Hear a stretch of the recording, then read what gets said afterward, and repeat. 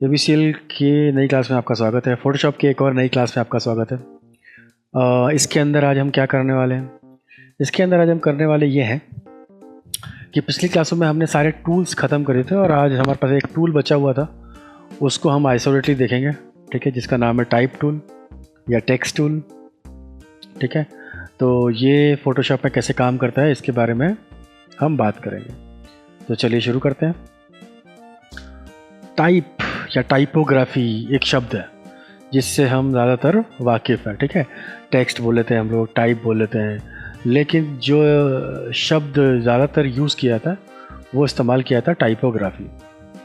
ठीक है, तो हम टाइपोग्राफी के बारे में क्या बात करेंगे। टाइपोग्राफी में बहुत सारी चीज़ें इंक्लूड होती हैं। ठीक है, टेक्स्ट टाइप में हमको लगता है कि सिर्फ लिख देने का नाम हो गया, टेक्स्ट लिख दिया हमने वो हो गया टेक्स्ट, या टाइप कुछ कर लिया वो टाइप हो गया। ठीक है, बहुत सारे छोटे मोटी चीज़ें हैं जो अगर आप ध्यान रखेंगे तो आपको काफ़ी अच्छा बैलेंस करने का मौका मिल जाएगा अपने टेक्स्ट को डिज़ाइन के अंदर। ठीक है, तो देखते हैं कि किस तरीके से ये काम करता है। तो पहले तो बेसिक प्राइमरी चीज़ों के बारे में जान लेते हैं और फिर देखेंगे इसको हम टेक्स्ट के बारे में। तो देखिए, सबसे पहले हमारे पास है की एलिमेंट ऑफ टाइपोग्राफी। ठीक है, जैसे जैसे मैं इनकी बात करता जाऊँगा वैसे वैसे ही मैं इसके साथ आपको दिखाता भी जाऊँगा कि क्या फंक्शनैलिटी होती है इन सब चीज़ों, ताकि आप एक साथ उसे रिलेट कर सकें। ठीक है, तो सबसे पहले देखिए, आप यहाँ पे लिखा फॉन्ट एंड टाइप फेसेस। ठीक है, कई बार आपको ये सोचने में दिक्कत होती है कि क्या होता है, फॉन्ट क्या होता है, ठीक है, या टाइप फेसेस क्या होता है। तो यहाँ पर आपको समझ में आ जाएगा कि टाइप फेसेस का मतलब होता है जैसे Arial, New Time New Roman, इस तरह से वर्दाना। ठीक है, ऐसे बहुत सारे नंबर हैं, लेकिन अब उसके अंदर और बहुत सारी चीज़ें भी आप रेफ़र कर सकते हैं। ठीक है, जैसे उसका साइज़ कितना है, उसका स्टाइल कैसा है, ठीक है, ये सारी चीज़ें, उसका पॉइंट कैसा है, साइज़ कितना होगा ये। ठीक है, तो टाइप फेस और फॉन्ट। ठीक है, तो यहाँ पर हम टाइप, ठीक है, तो हम बात करते हैं। अब जैसे जैसे मैं इसको दिखाता जाऊँगा वैसे वैसे आपकी बात करते जाऊँगा। तो सबसे पहली चीज़ जिस पे मैं आपको गौर कराना चाहता हूँ वो है कि यहाँ पर टेक्स्ट मिलता कहाँ है। ठीक है, तो टूल पैनल में आ जाइए। टूल पैनल में यहाँ पर देखिए, आपको क्लिक एंड होल्ड, यहाँ से आपको हॉरिजेंटल टेक्स्ट, वर्टिकल टेक्स्ट, ठीक है, वर्टिकल टाइप, मास्क टूल और मास्क टूल। ठीक है, इन चारों की हम बात करेंगे और इन चारों में से एक्चुअल में सबके साथ जो प्रॉपर्टीज़ हैं वो कॉमन है इन दोनों के साथ और इन दोनों के साथ। एक वर्टिकल और एक हॉरिजेंटल है। ये सिर्फ लिखने की गतिविधि है। जैसे कि मान लीजिए आपने कुछ लिखा, ये हॉरिजॉन्टल टेक्स्ट हो गया, मैंने वर्टिकल टेक्स्ट लिया और कुछ लिखा तो वो वर्टिकल टेक्स्ट हो गया। ठीक है, पहली चीज़ समझ में आ गया आपको। बाकी के दो टूल क्या करते हैं? एक्चुअल में क्या होता है कि जब हम ये बात करते थे ये वेक्टर ग्राफिक्स है, जब हम इस तरह की बात करते हैं तो ये रास्टर ग्राफिक्स हो जाता है। ठीक है, अब यहाँ पर देखिए क्या हुआ, जैसे ही मैं इससे बाहर निकलूँगा ये आपको एज अ सेलेक्शन दिखेगा। अब सेलेक्शन दिखेगा तो मुझे क्या करना है, तो मुझे एक नई लेयर लेनी है और इसके अंदर एक कलर फिल कर देना है। ठीक है, तब आपको क्या दिखेगा, सेम कंडीशन क्या है। फिर मैंने एक और चीज़ ली, इस बार मैं वर्टिकल की जगह हॉरिजॉन्टल, फिर मैंने पिक किया। ठीक है, जैसे ही मैं बाहर पिक करूँगा और इस बार मैं इसका कलर चेंज करता हूँ एक और, तो जो बात समझने वाली है वो सिर्फ इतनी सी है कि ये दोनों जो हैं, ठीक है, ये मेरे पास रास्टर इमेजेस हैं। जैसे अगर मैं इसको बढ़ाऊंगा तो आप देख सकते हैं इसके पिक्सेल्स ब्रेक कर गए, देख रहे हैं आप। तो ये एज अ इमेज काम कर रही है, रास्टर इमेज है। ठीक, और ये जो सिस्टम है ये वाला, ये वेक्टर ग्राफिक्स है। ठीक है, इसको हम बड़ा छोटा करेंगे तो इसकी वैल्यूएशन में कोई ज़्यादा फर्क नहीं पड़ेगा। इसमें हम चेंजेस भी करते हैं, इसमें हम किसी तरह के कोई चेंजेस नहीं कर सकते हैं। आप देख सकते हैं कि मैं अगर इसके अंदर क्लिक करूं और इसके टेक्स्ट को क्लिक करूं तो इसके अंदर वापस जा सकता हूं मैं और कुछ चेंजेस अपनी मर्जी से कर सकता हूं। ठीक है, वही सेम कंडीशन मैं इसके अंदर नहीं घुस पाऊंगा, कभी भी नहीं, कभी भी नहीं। ये देखिए, ये नया एक और टेक्स्ट का लेयर बना देगा, बट ये रेड वाले टेक्स्ट के अंदर मुझे घुस के इसे ठीक नहीं कर देगा, क्योंकि ये टेक्स्ट नहीं है, ये जेपीजी इमेज है। इसीलिए मैंने आपसे बोला कि ये दिक्कत है। तो आपको समझ में आ गया बेसिक चीज़ क्या है। ठीक है, मास्क हम क्यों इस्तेमाल करते हैं और नॉर्मल चीज़ें हम क्यों इस्तेमाल करते हैं। नॉर्मल टेक्स्ट का इस्तेमाल करने से फ़ायदा क्या मिलता है हमें कि वो एडिटेबल होता है। सिंपल, क्लिक किया और क्लिक किया, ठीक है। कभी कभी हम इसको पॉइंट टेक्स्ट भी कहते हैं। पॉइंट टेक्स्ट क्यों कहते हैं, देखिए मैं इसको थोड़ा बड़ा करता हूँ, सॉरी, और एंटर प्रेस करते हैं या ये देखिए, तो डबल क्लिक करते हैं, देखिए डबल क्लिक करते ही देखिए क्या दिख रहा है, पॉइंट दिख रहा है आपको। ये पॉइंट होने की वजह ही इसको बोलने का मतलब है पॉइंट टेक्स्ट। पॉइंट टेक्स्ट क्यों है और ये अभी सेंटर में क्यों दिख रहा है, क्योंकि पॉइंट टेक्स्ट का मतलब होता है कि इसी पॉइंट से स्टार्ट है। तभी आप तो बोलेंगे कि कहाँ से स्टार्ट है, ये तो स्टार्ट यहाँ से है, तो पॉइंट इसका यहाँ होना चाहिए था। एग्जैक्टली आपकी बात सही है, but the matter of fact क्या है इसका कि अभी इसकी अलाइनमेंट पोजीशन अलग है। अब आपका मतलब, आप सोच रहे हो कि इसका क्या ही मतलब हो गया कि अलाइनमेंट की पोजीशनिंग का क्या सिस्टम है। तो आप देखिए, आपको सबसे पहले ध्यान देना यहाँ पे, ये अलाइनमेंट है कुछ, ठीक है। तो आप क्लिक कीजिए यहाँ पे, देखिए क्या हुआ, अभी आप लेफ्ट से अलाइन है, तो इसीलिए इसका सेंटर ऑफ पॉइंट ये वाला पॉइंट है, ये पॉइंट टेक्स्ट है। अब आपको लग रहा होगा कि ये तो सही है क्योंकि ये तो यहाँ से स्टार्ट हो रहा है, लेकिन ऐसी कोई बात नहीं, ये स्टार्ट वहीं से होगा जहाँ से इसके पॉइंट्स है। अगर मैं इसको सेंटर अलाइन कर दूँ तो जब मैं कोई भी टेक्स्ट लिखूँगा तो दोनों टेक्स्ट दोनों तरफ भागेंगे, किसी एक तरफ नहीं भागेगा। और अगर मैंने यही काम राइट से किया तो अब मैं कुछ भी लिखूँगा तो वो मुझे एक डायरेक्शन में ही देगा, दूसरे डायरेक्शन में वो बिल्कुल उसको टच नहीं करेगा। तो आया आपको समझ में कि क्यों हम किसी भी टेक्स्ट को पॉइंट टेक्स्ट कहते हैं। उसके पीछे सिंपल रीज़न है ये वाला पॉइंट। तो अलाइनमेंट आप जैसे रखेंगे उसके अकॉर्डिंग आपका ये पॉइंट सेट होता है, और स्टार्टिंग पोजीशन यही पॉइंट है अब आपके इस टेक्स्ट के ओरिजिन की, तो इसीलिए इसे हम पॉइंट टेक्स्ट कहते हैं। ठीक, समझ में आया हमें। नाउ तो सबसे पहले तो हमने देखा कि टेक्स्ट क्या होता है, टेक्स्ट कैसे लेना है, क्लिक करना है और शुरू हो जाना है, ठीक है। अब चलते हैं एक बेसिक कॉन्सेप्ट पे। कभी कभी क्या होता है कि हमें बोलने में क्या होता है, कभी कभी हम कंफ्यूज रहते हैं। टाइप हो गया, फॉन्ट हो गया, आपने कुछ नाम भी सुने होंगे। जो सबसे कंफ्यूज करने वाला पार्ट है वो है कि ये क्या है, ये फॉन्ट है या टाइप फेस है। तो आपको ये वाली एक दिक्कत जो है आपको स्टार्टिंग में दूर करनी पड़ती है, ठीक है। ये फॉन्ट है तो टाइप फेस क्या है, और अगर टाइप है तो फॉन्ट क्या है, ठीक है। तो देखिए यहाँ पर दो चीज़ें हम इस्तेमाल करेंगे अभी।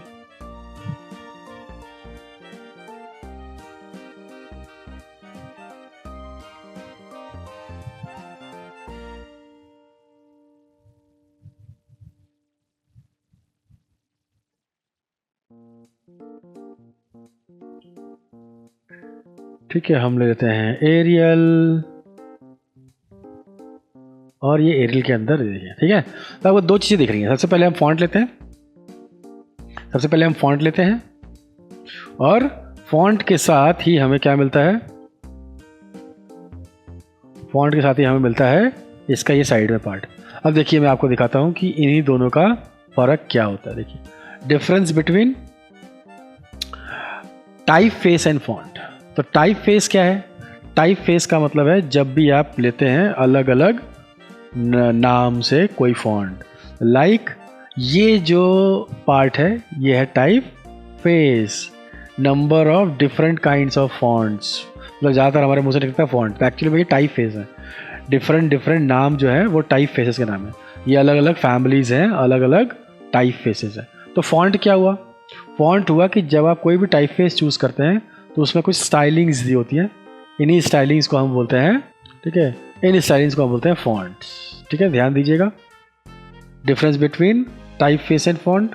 टाइप फेस इज एरियल, और फॉन्ट क्या हो गया, फॉन्ट हो गया कि वो Arial, regular, italic, bold, bold italic, और वो कितना पॉइंट होता है। तो ये दोनों चीज़ें मिला के फॉन्ट को कंसीडर करती है, ठीक है।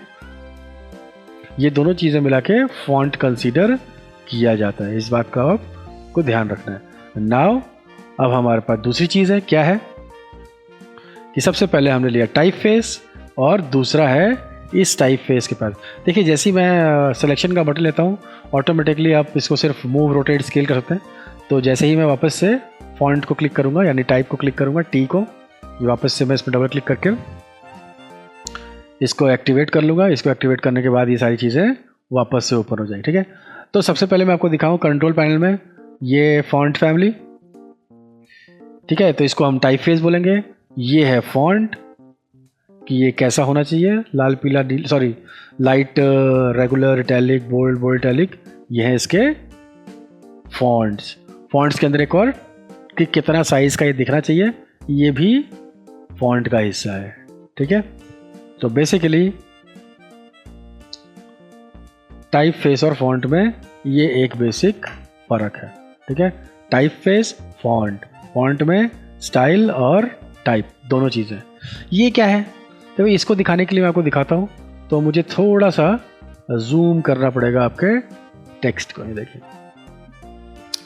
जैसे ही मैंने टेक्स्ट जूम किया, अब देखिए इसके जो बॉर्डर्स हैं उन बॉर्डर्स पे ध्यान दीजिएगा। ठीक है, वापस चलते हैं और बॉर्डर्स पे ध्यान दीजिएगा। नन है, शार्प है, देखिए आपको बॉर्डर कितना स्मूथ हो गया इसका, क्रिस्प है, स्ट्रॉन्ग है एंड स्मूथ है। ठीक है, बहुत ज़्यादा वेरिएशन नहीं है, लेकिन फिर भी आपको आंखों से दिख जाएगा अगर आप जूम करके देखेंगे कि किस तरह के चेंजेस आपको यहाँ पर दिखते हैं।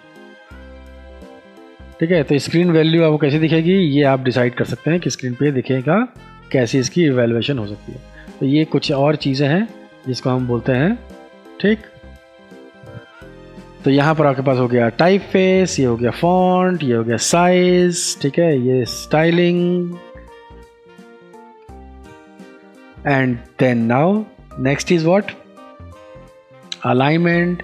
तो अलाइनमेंट में मैंने अभी थोड़ी देर पहले आपसे बात की थी कि ये राइट, लेफ्ट और सेंटर अलाइन हो सकता है और इसी से डिसाइड होता है कि ये पॉइंट टेक्स्ट है कि नहीं है। इसके बाद है कलर।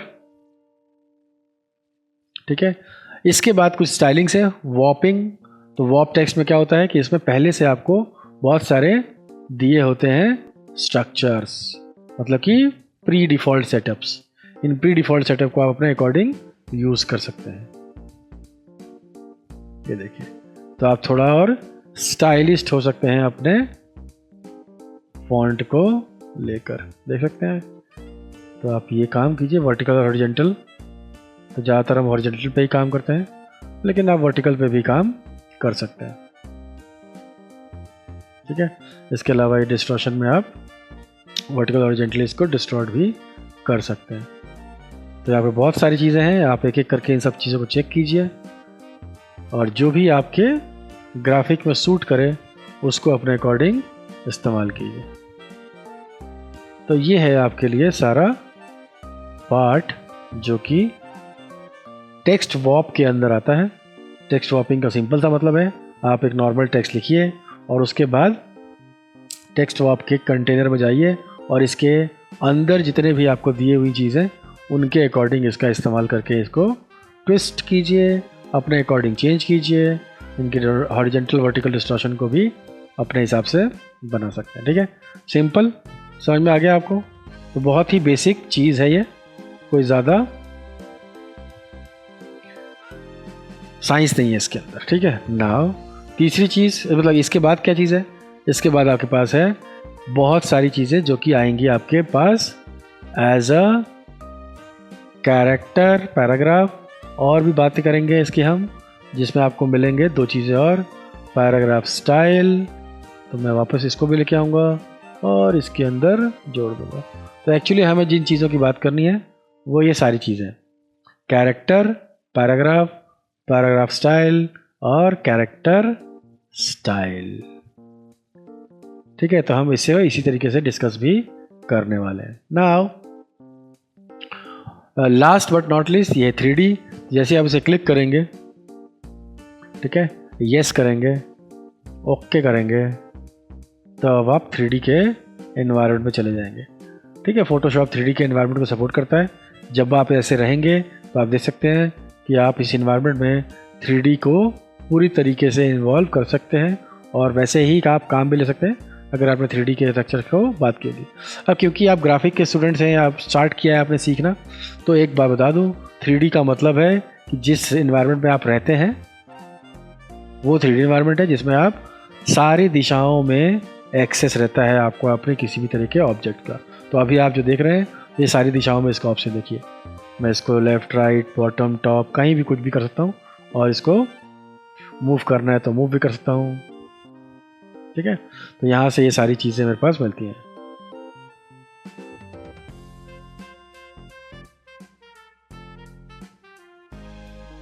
ठीक है, ये देखिए दूर पास। तो इन सब चीज़ों के बारे में आपको नहीं फंसना है, आपको इसके बारे में जानने की भी कोई खास ज़रूरत नहीं है।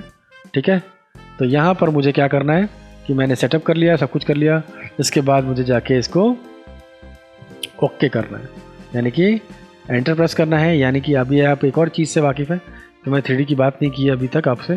तो यहाँ पर ये जो ऑप्शन है देखिए 3D बन चुका है। तो मैं क्या करूँगा, जब मुझे इस चीज़ की ज़रूरत है तो मैं राइट क्लिक करके इसको चेंज कर लूँगा, किसमें, नॉर्मल, यानी रेस्टराइज कर लूँगा 3D।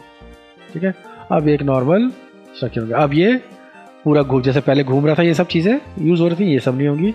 अब ये एक नॉर्मलाइज रेस्टराइज पार्ट हो गया, आप इसको अपने उसके लिए इस्तेमाल कर सकते हैं।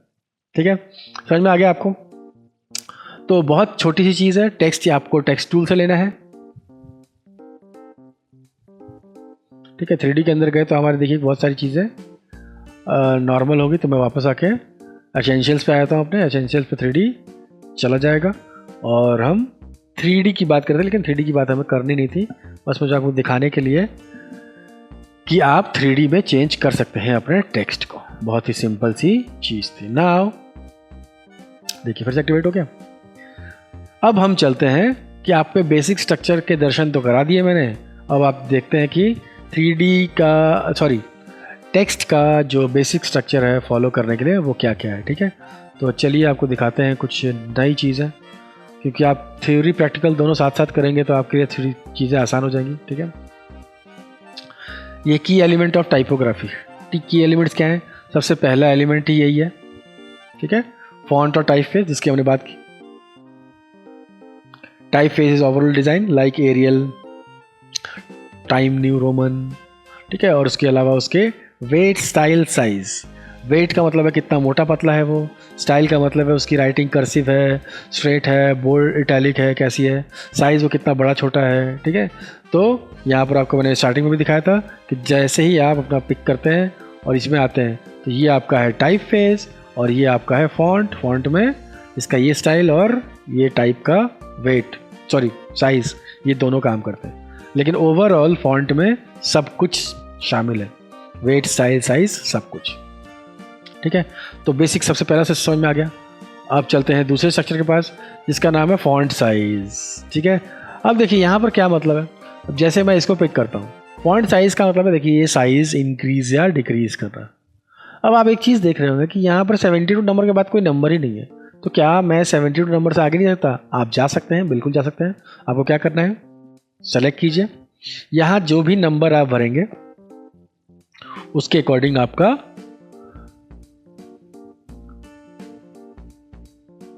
जो टाइप फेस है या जो भी फॉन्ट है या टाइप है वो उसके अकॉर्डिंग सेट हो जाएगा। ठीक है, आया समझ में। तो basically font size, how big और स्मॉल टेक्स्ट अपीयर्स। ठीक है, और क्या है एलिमेंट ऑफ इसमें, ये है line spacing, leading the vertical space between line and text. तो चलिए अब हम चलते हैं अपने नेक्स्ट पार्ट की तरफ। तो देखिए अब चलते हैं, ये तो आपने दिखा दिया मैंने आपको सारी कंस्ट्रक्शंस। ठीक है, नाउ हम कैरेक्टर में जाते हैं। ये कैरेक्टर अगर आपको नहीं मिल रहा है तो आपको विंडो में जाना है और कैरेक्टर पर क्लिक करना है, तो ये मिल जाएगा। जैसे आपको कैरेक्टर मिलेगा, देखिए यहाँ से भी आपको कुछ चीज़ें पुरानी दिखेंगी लेकिन कुछ चीज़ें नहीं, जिसमें से ये वाला पार्ट, ठीक है, आपको दिख रहा है ये वाला पार्ट, तो ये आपका टाइप फेस, फॉन्ट, ये आपका बोल्ड इटैलिक वाला पार्ट। ठीक है, ये वापस से साइज़ का पार्ट। ना अब ये चीज़ें मैंने आपको यहाँ भी दिखाई थी जो नॉर्मली आपको यहाँ पर मिल जाएंगी। कुछ चीज़ें अलग है, जैसे सबसे पहली चीज़ देखिए क्या है, ये लीडिंग है। लीडिंग क्या होता है, लीडिंग का मतलब होता है कि अगर आपने कोई लाइन लिखी जो सिंगल नहीं डबल लाइन है, जैसे ये लाइन जो है वो डबल लाइन है, तो अगर मैं इसको पे क्लिक कर लूँ और लीडिंग पे काम करूँ तो देखिए क्या होगा, डबल क्लिक, सेलेक्ट। ठीक है, इसका मतलब क्या हुआ कि हम लाइन स्पेसिंग की बात करें। देखिए लीडिंग यहाँ लिखा हुआ है, लीडिंग का मतलब क्या है, the vertical space between line of text. तो लाइंस के बीच में आप इसको कम ज़्यादा कर सकते हैं अकॉर्डिंग कि आपको कैसा दिख रहा है या आपका डिज़ाइन कैसा है उसके अकॉर्डिंग आप इसको सेट कर सकते हैं। इसी को बोलते हैं लाइन स्पेस, ठीक है, ये लीडिंग नाम है इसका। ना इसके बाद क्या है, इसके बाद है लेटर स्पेसिंग या ट्रैकिंग, ये भी आपको यहीं दिखेगा, ठीक है। देखते हैं क्या लिख रहा है यहाँ पे, ये आपके पास है, ओके ठीक है, ये देखिए क्या लिखा है, ये कर्निंग है। कर्निंग क्या करता है, कर्निंग में बेसिक स्ट्रक्चर होता है कि आपको ये दिखेगा कैसे, ठीक है। जैसे मैंने इसको क्लिक किया और मैं कर्निंग में गया, देखिए यहाँ पे क्या होता है, यहाँ पर है मार्जिनल ऑप्टिकल अलाइनमेंट। सबसे पहली चीज़ तो यही है, ये क्या होती है, चश्मे पहनने वाले लोग जब चश्मा पहनते हैं और ऊपर नीचे करते हैं तो हल्का डिफ्लेक्शन दिखता है आपको, नॉर्मल आइज़ का और लेंस के थ्रू देखने का। तो वो डिफ्लेक्शन का जो मैटर है वो मार्जिनल ऑप्टिकल अलाइनमेंट जो है वो सेट करता है आपके लिए, ठीक है। बाकी आप यहाँ देख सकते हैं कि आप मार्जिनल ऑप्टिकल अलाइनमेंट कर सकते हैं, ज़ीरो कर सकते हैं और इसको कर सकते हैं यूज़, ठीक है। उसके बाद देखिए क्या है, उसके बाद है आपके पास ट्रैकिंग, ये वाला पार्ट जिसको हम बात करते हैं। तो ट्रैकिंग का मतलब क्या होता है, ट्रैकिंग का मतलब होता है लेटर स्पेसिंग। लेटर स्पेसिंग का मतलब क्या है, हर एक लिखे हुए वर्ड के बीच में, या तो वर्ड हो या हर लेटर के बीच में, लेटर का मतलब होता है एक सिंगल लेटर, ठीक है। वर्ड का मतलब होता है ये पूरा एक वर्ड है, लेकिन लेटर का मतलब होगा एक सिंगल, ये एक सिंगल। तो हर लेटर के बीच में स्पेसिंग देने को हम बोलते हैं ट्रैकिंग। तो आप देखिए यहाँ से क्या होगा, ये देखिए, ठीक है ना। तो कई बार जब चीज़ें छोटी होती हैं तो बहुत क्लियर दिखती नहीं है, लेकिन अगर उनके बीच में हम स्पेस मैनेज कर लें तो उनका दिखने का तरीका बड़ा ही सूदिंग और फैंटास्टिक हो जाता है, जिससे आप आसानी से पढ़ पाते हैं उसे और वो देखने में काफ़ी सही लगता है, ठीक है। नाउ कुछ चीज़ें हैं यहाँ पे, जैसे वर्टिकली स्केल करने के लिए, ये देखिए, अगर आपको ज़बरदस्ती कर रही है तो आप वर्टिकली स्केल कर सकते हैं और इनके बीच की जगह को मैं मैनेज कर लेता हूँ, ये देखिए, ठीक है। फिर ये वर्टिकली स्ट्रेचिंग है, ये हॉरिजेंटल है, ये वर्टिकल है, ठीक है। तो ये आप कर सकते हैं, आपकी मर्जी है, ठीक है। तो मैं इसको 100 करता हूँ, 100 और 100, ठीक है। तो ये हो गया आपका पार्ट जिसके हमने भी मैच कराया। बाकी मैं इसको वापस से, ठीक है। तो ये बेसिक चीज़ आपको समझ में आ गई। इसके अलावा कुछ और है, यहाँ से आप कलर भी बदल सकते हैं, जो कलर हमने यहाँ बदले थे वो कलर हम यहाँ से भी बदल सकते हैं। तो ये वो चीज़ें हैं। उसके अलावा हमारे पास कुछ है, उसके अलावा हमारे पास ये कुछ ऑप्शंस हैं। जैसे पहले तो ये भी एक है पार्ट, ठीक है, इसको हम बोलते हैं base line shifting. Base line का मतलब क्या होता है, देखिए, अब जैसे ही मैं एक क्लिक करता हूँ तो आपको देखो ये ब्लैक कलर की एक लाइन दिखती है। जनरली ये लाइन जो है ये प्रिंटिंग में नहीं आती है, बट जब भी आप लिखेंगे कोई चीज़, ये उसी तरीके से जैसे आप बचपन में कॉपीज़ पर लिखा करते थे हिंदी इंग्लिश की, तो लाइन बनी होती थी जिसके बेस के ऊपर हमें कोई भी चीज़ लिखनी होती थी, तो ये वही लाइन है बेस। तो अब ये क्या हो सकता है, तो बेस लाइन की शिफ्टिंग कर सकते हैं। ये देखिए, तो अभी मेरा एक टेक्स्ट जो है नॉर्मल बेस लाइन के ऊपर चला गया। इसका बेस लाइन कहाँ था, यहाँ, इसका कहाँ चला गया, ऊपर, ठीक है। तो मैं वापस से Ctrl Z कर लेता हूँ, ठीक है। और अगर मैं इसको वापस से देखने जाऊँ तो अगर मैं पूरा सेलेक्ट कर लूँगा तो ये पूरे का पूरा जो है बेस लाइन को शिफ्ट करके ऊपर या नीचे आ जाएगा। और अगर मैं किसी चीज़ को सेलेक्ट करूँगा सिंगल, तो सिंगल आइडेंटिटी के बेस लाइन को शिफ्ट करके ऊपर नीचे कर देगा, ठीक है। तो ये कुछ कॉमन प्रैक्टिसेस हैं जो कि आप बार बार करेंगे। बाकी ये है आपके पास, एक एक करके होवर कीजिए, आपको समझ में आ जाएगा। ये देखिए, ये इटैलिक है, ये बोल्ड है, ठीक है, ये ऑल कैप्स है, ये ऑल स्मॉल है, ठीक है, स्मॉल कैप्स है, ऑल कैप्स है, ये सब स्क्रिप्ट है, ठीक है, ये सुपर स्क्रिप्ट है, ये अंडरलाइन है, ये स्ट्राइक थ्रू है। तो ये कुछ स्टाइलिंग्स आपको अगर पसंद है तो आप ये भी चूज़ करके अपने टेक्स्ट में डाल सकते हैं, जिससे आपको देखने में वो टेक्स्ट अच्छा लगे, ठीक है। तो देखा आपने। अब बात करते हैं कर्निंग की। देखिए, कर्निंग वाली बात हमने की थी यहाँ पे, ठीक है। ट्रैकिंग लीडिंग के बाद कर्निंग थी। कर्निंग में हमने मार्जिनल ऑप्टिकल अलाइनमेंट की बात की थी, the space between specific pairs of letter, ठीक है। तो पेयर्स ऑफ लेटर का मतलब क्या है, स्पेसिफिक पेयर्स ऑफ लेटर, ठीक है। यहाँ पर मैं क्लिक करता हूँ और ये स्पेसिफिक पेयर्स ऑफ लेटर्स को, सॉरी मेरे को डबल क्लिक करना पड़ेगा, देख रहे हैं। तो मेरा तो मानना यही है कि मार्जिनल आउटर अलाइनमेंट उतना ही असर करता है जितने लेंसेज ऊपर नीचे करने से आपके होते हैं। बाकी इसका स्पेसिफिक मतलब है the space between specific pairs of letters, ठीक। ये एक और कंडीशन आपने देख ली। अलाइनमेंट, इसकी मैंने स्टार्टिंग में बात की थी, टॉप अलाइनमेंट, ठीक है। अलाइनमेंट में आपको क्या चीज़ दिखती है, लेफ्ट राइट सेंटर अलाइनमेंट, ठीक है, left right centre alignment. Justification भी है, वो मैं आपको दिखाऊंगा थोड़ी देर में। यहाँ पर जब आप आएंगे पैराग्राफ में तो लेफ्ट सेंटर अलाइनमेंट और इसके अलावा ये वाले पार्ट को हम जस्टिफिकेशन बोलते हैं। तो अलाइनमेंट में ये सारी चीज़ें आपके काम आती हैं। इसके अलावा हायरार्की सेटअप्स है। हायरार्की सेटअप का मतलब क्या होता है, यूज साइज, वेट और कलर टू शो इम्पोर्टेंस, ठीक है। Heading versus body text. Heading की बात करते हैं तो ज़्यादातर डिज़ाइन की दुनिया में 6 तरह की हेडिंग होती है। हेडिंग 1 2 3 4 5 6, ठीक है। और उन्हीं में से आपको सबको नहीं चुनना होता है, आप सब चुन भी सकते हैं, बट हम 1 2 3 तरह की चीज़ों का इस्तेमाल कर पाते हैं। जैसे कि ये आपके पास टॉपिक हेडिंग है तो ये बड़ा लिखा हुआ है। इसके अलावा उसके नीचे वाला पार्ट कितना इंपॉर्टेंट है, बॉडी पार्ट वो, और कितना इंपॉर्टेंट नहीं है वो और छोटा हो सकता है, ठीक है। तो ये जो यहाँ पर सिस्टम लिखा हुआ है ये उसी को दर्शाता है कि आप अगर हायरार्की सेटअप करते हैं कि कौन सी चीज़ सबसे इंपॉर्टेंट है, फिर उसके नीचे कितना इंपॉर्टेंट, सब वैल्यू। तो ऐसे ही सब वैल्यू जाते जाते उसका इंपॉर्टेंट वैल्यू जो है उसके साइज़ के हिसाब से भी मैटर कर सकता है। कलर चेंज कर सकते हैं आप, ठीक है, और टेक्स्ट साइज़ वगैरह बदल सकते हैं, कलर चेंज करते हैं, स्टाइलिंग बदल सकते हैं, लेकिन वो एक दूसरे से अलग दिखेंगे।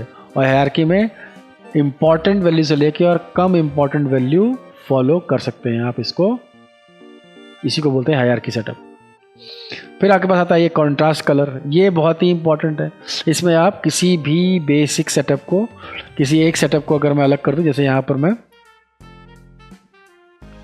मेक को जो है कलर चेंज करता हूँ मेक का, तो आपको उसकी वैल्यू बिल्कुल अलग नज़र आनी शुरू हो जाएगी, ठीक है। और वैसे ही मैं कॉन्ट्रास्ट भी कर सकता हूँ, किसी चीज़ को पूरे का पूरा वैल्यू बदल सकता हूँ उसकी मैं। तो कॉन्ट्रास्ट सेटअप हम इसलिए करते हैं, कॉन्ट्रास्ट एंड कलर का इस्तेमाल, ताकि अपने टेक्स्ट को वैल्यूएट कर सकें और उसकी वैल्यू को इम्पॉर्टेंट और अनइम्पॉर्टेंट दिखा सकें। फिर आपके पास वाइट स्पेस है। वाइट स्पेस का मतलब होता है खाली जगह है, ठीक है। वाइट स्पेस का मतलब सफ़ेद से नहीं है, वाइट स्पेस का मतलब है नेगेटिव स्पेस, वाइट स्पेस, ठीक है। तो नेगेटिव स्पेस और वाइट स्पेस दोनों का मतलब है ये जो ब्लैंक जगह। अभी देखने में ये बहुत ही ख़राब लग रहा है, क्यों? क्योंकि इसके और इसके बीच में जगह है बहुत सारी, और मेरा ध्यान जो है इसके ऊपर चला जा रहा है। लेकिन जैसे ही मैं इसके बीच की सारी चीज़ें भर दूंगा तो आप देखेंगे कि अब ये वैल्यूज़ जो है वो कैसे एक दूसरे के काम कर रही हैं।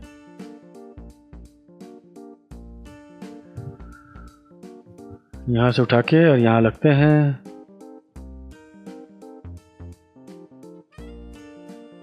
ठीक है।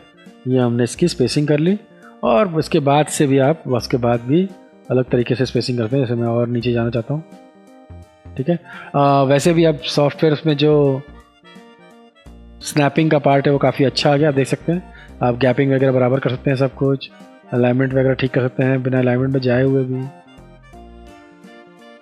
तो ये आपके लिए बेहतर है रिजल्ट वाइज, ठीक है। तब पहले जो चीज़ें बिल्कुल नेगेटिव स्पेस था, अभी आप जैसे ही स्पेस भर देंगे तो नेगेटिव स्पेस ख़त्म हो जाएगा और बीच में सारी चीज़ें आ जाएंगी। तो वो जो स्पेशियस पार्ट दिख रहा था तो वो उसका वैल्यूएशन जो है वो कम ज़्यादा हो सकता है। तो कई बार जानबूझ के नेगेटिव स्पेस छोड़ा जाता है और कई बार इसे चीज़ें भर के कवर कर दिया जाता है ताकि वो बहुत ऑड ना लगे, ठीक है, वो नॉर्मल लगना शुरू हो जाए। तो ये कुछ बेसिक स्ट्रक्चर थे कि हम टाइप का इस्तेमाल करते क्यों हैं, ठीक है। इसके अलावा हमारे पास एक और चीज़ है कि टाइपोग्राफी मैटर कब करती है। तो ये एनहेंस करती है रीडेबिलिटी एंड क्लियरिटी को, ठीक है। विजुअल इंटरेस्ट क्रिएट करती है, ठीक है। ब्रांड आइडेंटिटी को सपोर्ट करने के लिए भी इस्तेमाल किया जाता है इसको। पढ़ने वाले के लिए, जो भी पढ़ते हैं टेक्स्ट वगैरह को, उनकी अटेंशन के लिए भी जो भी हम ये वैल्यूज़ हमने अभी देखी उनका इस्तेमाल किया जा सकता है, गाइडलाइन में आती है उसकी, ठीक है। उसके बाद कम्युनिकेशन और इमोशंस के टोन्स को भी सब्र किया जाता है। कई बार हम इमोशंस, अब आप कहते हैं कि बोलने में तो इमोशंस झलकता है, पर लिखने में, तो लिखने के भी, जैसे आप फैशन सेंस में कुछ लिख रहे हैं तो आप कर्सिव राइटिंग में लिखेंगे, स्टाइलिश फॉन्ट होने चाहिए, ठीक है। कुछ बड़े महंगे ब्रांड्स हैं तो उनमें जो लग्जरी फॉन्ट्स का इस्तेमाल करेंगे, तो वो देखने में उसका इमोशन और टोन सेट करने के भी काम आ जाता है। तो ये एक बेसिक मैटर है जिसके लिए हम काम करते रहते हैं और इन्हीं चीज़ों पे टाइपोग्राफी आधारित है। बाकी मैं और चीज़ों के बारे में भी बात करूँगा। तो सबसे पहले हमने कैरेक्टर्स के बारे में बात कर ली, अब हम बात करेंगे पैराग्राफ के बारे में। पैराग्राफ का क्या मतलब होगा? पैराग्राफ का मतलब होता है एक से ज़्यादा। तो मैंने क्लिक एंड ड्रैग करना है, ठीक है, और ये देखिए ये पैराग्राफ सेटअप बन गया, ठीक है। अब मैं क्या करूँगा कि इसी पैराग्राफ को मैं कॉपी पेस्ट मारूँगा, Ctrl+C, ठीक है। अब स्थिति जोड़ी ख़राब है तो मैं स्थिति को थोड़ा ठीक करता हूँ, वी,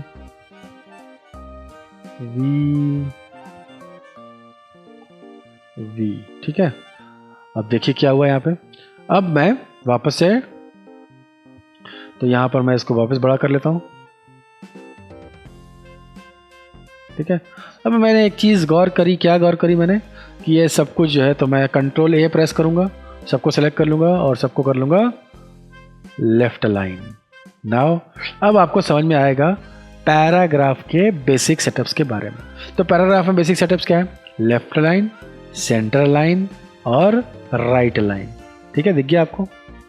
तो देखिए क्या कहानी में ट्विस्ट है कि ये जो अलाइनमेंट 3 तरह की हैं, इनके अलाइनमेंट में एक चीज़ होती है कि लास्ट में जो वर्ड्स ख़त्म हो रहे होते हैं उनकी जो रीडेबिलिटी या उनका जो अलाइनमेंट है वो इतना अच्छा नहीं होता है, ठीक है ना। तो देखिए अब दोनों तरफ बिगड़ गई थोड़ी बहुत ही, अब राइट में बिगड़ गई आपकी। तो इनको सेटअप करना है कि मैं ज़्यादातर न्यूज़पेपर और मैगजीन्स में आप इस तरह की चीज़ें देखेंगे। वैसे जनरल लोग ऐसे ही छोड़ देते हैं, बट अगर आपको अपने स्पेस का पूरा इस्तेमाल करना है तो उस इस्तेमाल के लिए आपको क्या करना है, आपको इन्हें बिल्कुल अलाइन कर देना है। वहाँ पर आपकी बात करते हैं जस्टिफिकेशन। ये देखिए, देख रहे हैं आप, एग्जैक्टली। तो ये एग्जैक्टली पार्ट जो है ये आप एग्जैक्ट लोकेशन से क्रिएट करेंगे। इसमें आपके पास सेंटर अलाइनमेंट देखिए सब कुछ बराबर, ये सेंटर में आ गया, राइट अलाइनमेंट है, ठीक है। और इसी में एक सबसे अच्छी चीज़ है, इसको होता है फुल जस्टिफिकेशन। फुल जस्टिफिकेशन जो लास्ट में बचा हुआ पार्ट है उसको भी कंसीडर करता है टोटल पे सेट करने के लिए। तो स्टार्ट से लेकर एंड तक उसने सेट कर दिया, लेकिन क्योंकि इसके अंदर स्पेसिंग बहुत ज़्यादा हो गई तो देखने में अच्छा नहीं लग रहा, तो मैं इसको इस तरीके से रखना पसंद करूँगा। तो आगे आप समझ में आपको पैराग्राफ में लेफ्ट राइट सेंटर अलाइनमेंट के अलावा जस्टिफिकेशन है। जस्टिफिकेशन में बस फ़र्क ये है कि जो लास्ट का जो बचा हुआ पार्ट है वो अब्रप्ट ना होकर बिल्कुल अच्छा हो जाता है, मतलब स्केल वाइज या अलाइनमेंट वाइज बिल्कुल सटीक हो जाता है, जिसकी वजह से जो लास्ट का पैराग्राफ है, लास्ट की लाइन है, बस उसमें असर पड़ता है और बाकी सब बिल्कुल स्ट्रेट फॉरवर्ड रहता है। और फुल जस्टिफाई में लास्ट में अगर कम जगह है तो अच्छा लगेगा देखने में, लेकिन गैपिंग अगर बढ़ जाती है तो देखने में उतना अच्छा नहीं लगता। तो होप सो आपको ये समझ में आ गया होगा। तीसरी चीज़ जिसकी हम बात करेंगे वो है आपके पास ये। अब देखिए क्या होता है, जब मैं इसको सेलेक्ट करता हूँ और क्लिक करता हूँ, ठीक है, तो आपको ये एक डॉटेड लाइन नज़र आ रही है। क्या है ये कंटेनर है कि मेरा टेक्स्ट जो है वो किस चीज़ के अंदर और बाहर है। तो अब मैं आपको दिखाता हूँ कहानी में ट्विस्ट। तो मैं वापस जाता हूँ और सेलेक्ट कर लेता हूँ सबको, ठीक है। तो चलिए सेलेक्ट कर लिया हमने। अब ये है मेरे पास लेफ्ट इंडेंट, ये है मेरे पास राइट इंडेंट। तो लेफ्ट इंडेंट और राइट इंडेंट का मतलब कहता है हम एक तरह का मार्जिन सेटअप करते हैं। जैसे आप बच्चों की कॉपी में देखते हैं कि आप लेफ्ट और राइट में एक लाइन खींची होती है जिसमें बच्चे उन दोनों के बीच में लिखना पसंद करते हैं, ठीक है। एक तरफ बहुत बार लेफ्ट में खाली लाइन होती है जिसमें हम सीरियल नंबर वगैरह या कोई स्टार्ट करना है तो कुछ भी डालना है तो उसमें नंबरिंग और कोटिंग वगैरह कर सकते हैं, बाकी स्टार्ट हम बाहर से करते हैं। तो अलाइनमेंट में ये इंडेंट राइट और लेफ्ट इंडेंट क्यों ज़रूरी होता है, वो डिपेंड करता है कि हमारे पास एरिया कैसा है, ठीक है। तो लेआउटिंग के हिसाब से हमें वो काम करना पड़ता है। तो इसीलिए देखिए हमारे पास जगह है पूरी दोनों तरफ, लेकिन मैंने स्पेसिंग कर दी लेफ्ट और राइट इंडेंट के साथ। फिर एक है आपके पास first line indent. First line indent का मतलब क्या होता है, जैसे पैराग्राफ लास्ट में ख़त्म हो रहा है यहाँ पर, अब हम चाहते हैं कि ये पैराग्राफ यहाँ से स्टार्ट ना हो, ये भी थोड़ा स्पेस देके हम स्टार्ट करना चाहते हैं। ये देखिए नाउ ये जो एरिया हमने छोड़ा हर पैराग्राफ के आगे, ये है फर्स्ट लाइन इंडेंट।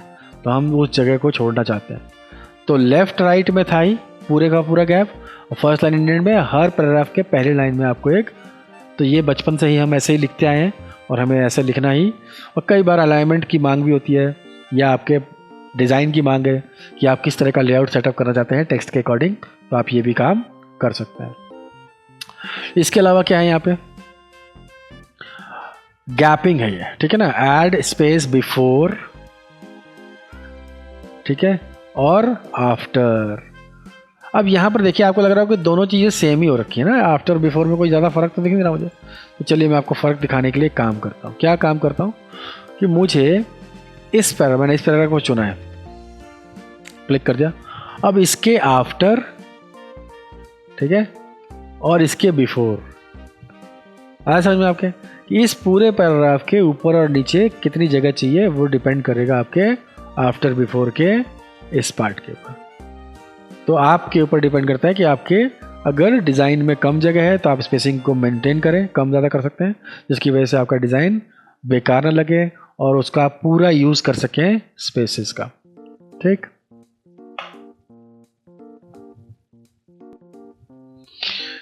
तो ये थी हमारी कहानी पैराग्राफ की। उसके बाद चलते हैं हम स्टाइलिंग्स में।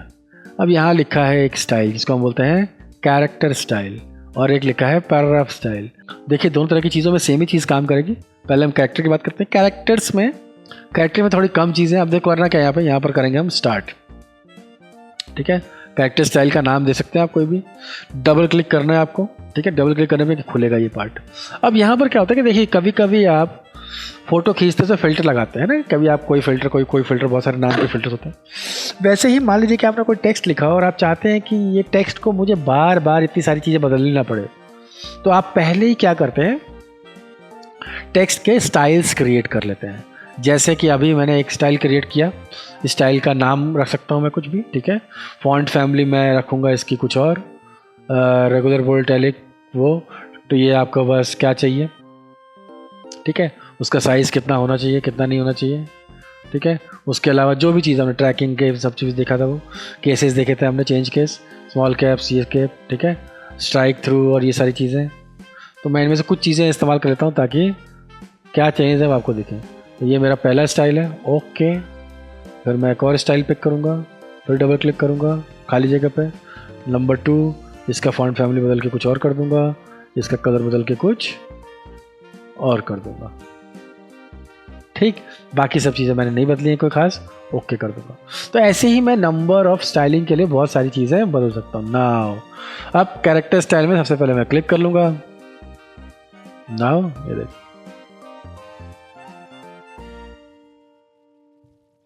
ये देखिए, और ये मेरा नॉर्मल। तो ये तो जैसे जैसे आप चीज़ें बदलेंगे उनके हिसाब से आपकी चीज़ें बदल जाएंगी। तो इससे एक चीज़ जो सबसे अच्छी चीज़ है इस कैरेक्टर स्टाइलिंग की, पैराग्राफ स्टाइलिंग की, वो आपका टाइम सेव करना, ठीक है। सेम तरीके से ये भी है। अब मैं यहाँ से बाहर आ गया और अब यहाँ से भी मैं पैराग्राफ प्लस का साइन पे क्लिक करूँगा, डबल क्लिक करूँगा। यहाँ से देखिए सब कुछ सेम है। मिरर प्रो है, यहाँ पे एरियल डाल दूँगा, रेगुलर की जगह बोल्ड कर दूँगा। 12 पॉइंट है, 12 पॉइंट का मैं 30 कर दूँगा। कलर चेंज करना चाहता हूँ, कलर चेंज कर दूँगा, ठीक है। ओके कर दूँगा, एक और क्लिक करूँगा, नया बनाऊँगा, फिर सब कुछ सेम कर दूँगा, लेकिन इस बार मैं कलर बदल दूँगा इसका।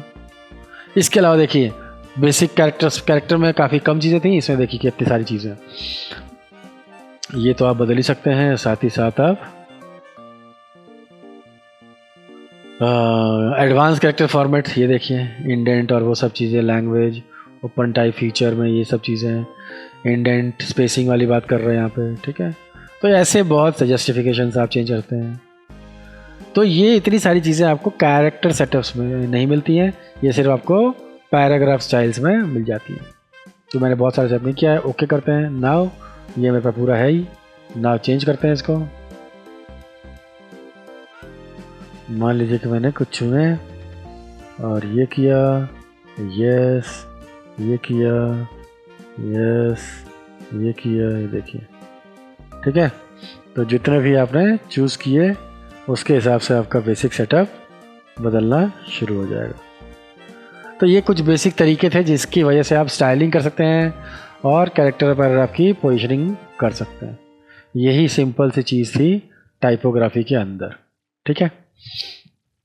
बाकी भविष्य में मैं आपको टाइपोग्राफी के बारे में बहुत अगर डिटेल में बात करनी हो हमें तो भी हम कर सकते हैं, ऐसी कोई बात नहीं है। लेकिन बेसिकली इन सारी चीज़ों पे हम एक बेसिक टाइप सेटअप का ध्यान देते हैं, और टाइप कहाँ से करेंगे, कैसे करेंगे, वो हम इन 2 जगहों से पिक करते हैं। और इनके अंदर जो भी चीज़ें हैं आपके पास टाइप के लिए, वो इनकी क्या क्या यूसेस थे वो मैंने आपको बता दिया, ठीक है।